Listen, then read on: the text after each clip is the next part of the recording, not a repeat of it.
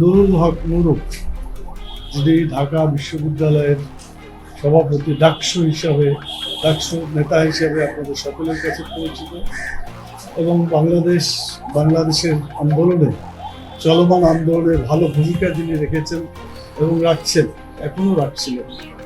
সেই অবস্থায়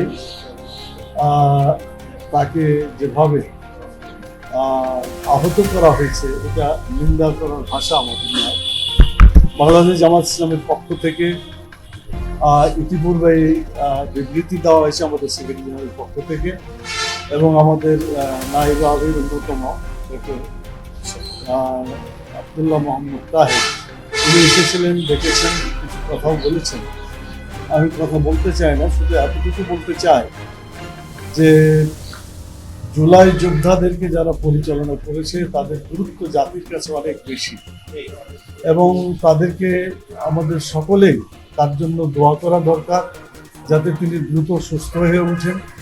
আমরাও আজকে দেখতে এসেছিলাম এবং তাকে দেখেছি, আমরা দোয়া করেছি আল্লাহ তাআলা যেন দ্রুত তাকে সুস্থ করে আবার এই ময়দানে ফিরে দেশ এবং জাতির কল্যাণে ভূমিকা রাখার তৌফিক আল্লাহ তাআলা দান করেন।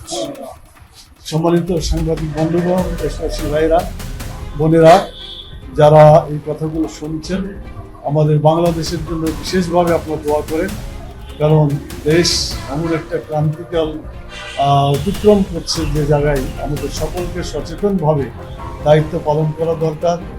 দেশের ঐক্য সংহতি বজায় রেখে আগামী দিনে বাংলাদেশ যাতে একটা সুন্দর নির্বাচন পায় এবং নির্বাচনের মাধ্যমে, নির্বাচিত সরকারের মাধ্যমে দেশটা পরিচালিত হয়, সেটা যাতে আমরা পেতে পারি, এই জন্য আমাদের সম্মিলিতভাবে চেষ্টা করা দরকার এবং এর জন্য দোয়াও দরকার।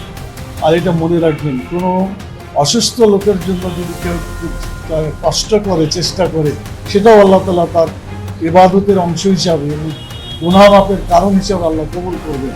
আমি আশা করি আপনাদের এই ত্যাগ এবং কুরবানি আপনাদের জন্য দুনিয়া এবং আখিরাতে কল্যাণ হবে এবং এই দেশের সামগ্রিক জনতার জন্য যে আপনারা বৃহত্তর কুরবানি করছেন এবং আগামী দিনে আরও বেশি কুরবানি করে এদেশের সঠিক চিত্র তুলে ধরার যে দায়িত্ব আপনারা পালন করছেন, আপনাদেরকে সেজন্য আমরা দোয়াও করি আপনাদের জন্য।